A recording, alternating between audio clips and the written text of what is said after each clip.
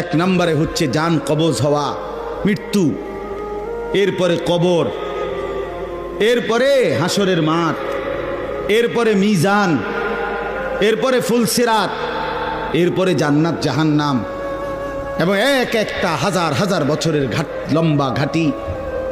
বন্ধু আমার, শুধুমাত্র কসম আল্লাহর, কোন ব্যক্তি যদি বেঈমান, কাফের, মুশরিক, নাফরমান, পাপী জিন্দিগি নিয়া মৃত্যু পর্যন্ত পৌঁছে, খোদার কসম শুধু মৃত্যুর যন্ত্রণা, শুধু জান কবজের যন্ত্রণা, আল্লাহর কসম এটুকুই সহ্য করার ক্ষমতা তার থাকবে না।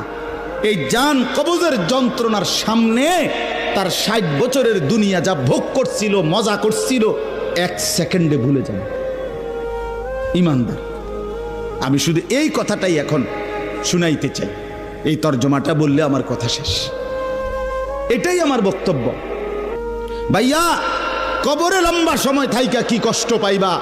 বেনামাজি সন্তান, হারাম উপার্জনকারী বাবারা, বেপর্দা মা বোন, সেটা তো লম্বা বিষয়।